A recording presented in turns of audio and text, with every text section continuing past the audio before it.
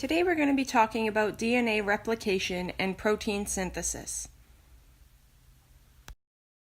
So when a cell wants to undergo mitosis and split into two cells, it must first replicate its DNA so that each cell will have the same amount of identical DNA.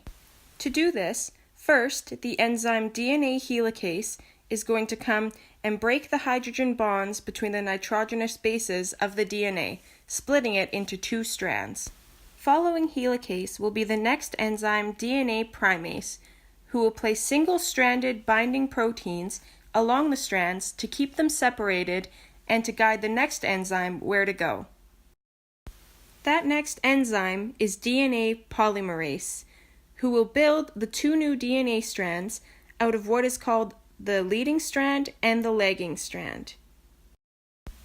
The leading strand is said to run 5' to 3', while the lagging strand is said to run 3' to 5'. Because if we number the carbon atoms in the sugar molecules in a clockwise direction, the leading strand appears to run from the 5th carbon to the 3rd carbon, while the lagging strand runs from the 3rd carbon to the 5th carbon.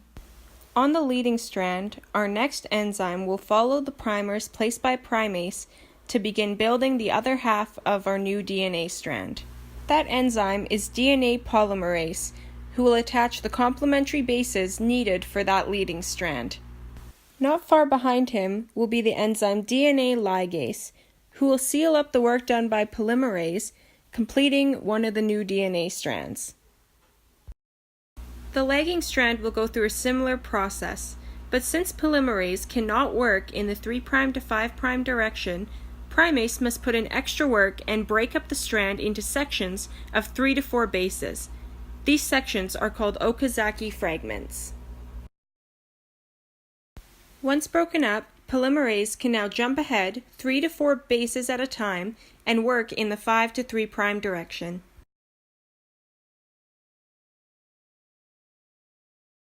Ligase must also work harder on the lagging strand to seal up the Okazaki fragments and finish the second new DNA strand. We now have two identical DNA strands.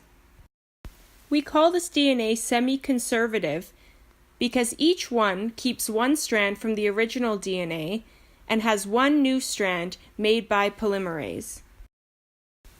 And that completes DNA replication. Next, we will talk about protein synthesis, which is basically how proteins are made within a cell.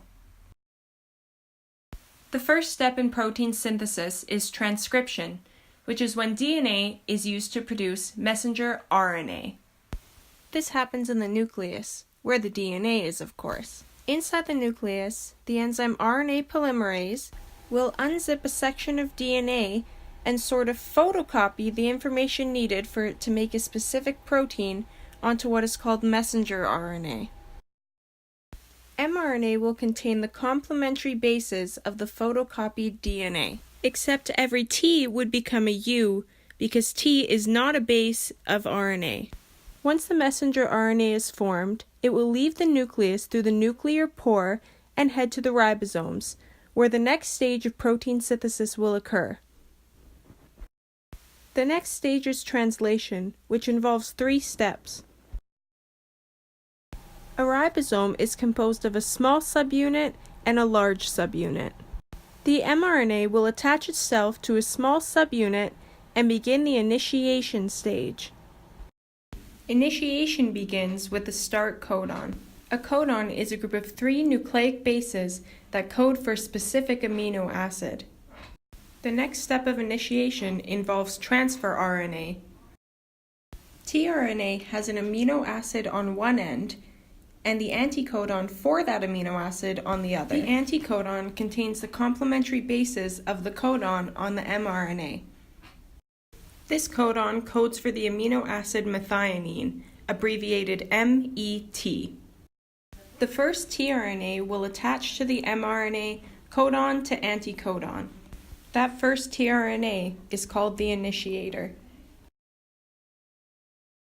Once attached, the large ribosomal subunit will sandwich the mRNA, keeping the initiator tRNA in what is called the P site. The two other sites are labeled as A and E. The second stage of translation is elongation, which is when the amino acids are made into a chain called a polypeptide. Site A will contain the next codon. Floating around in the cytoplasm will be the complementary tRNA with the appropriate amino acid that will attach to the codon in site A. The two amino acids will then form a peptide bond, creating a dipeptide. The mRNA then shifts over to make room for the next codon, and the now proteinless tRNA exits from the E site.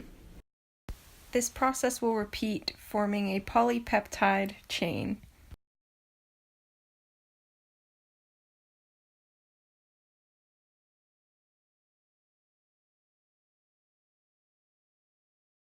Once the desired polypeptide is formed, it will go on to the next stage of translation, which is termination.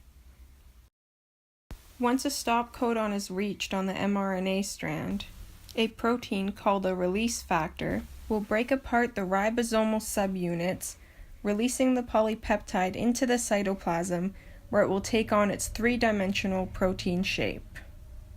And that concludes our video on DNA replication and protein synthesis.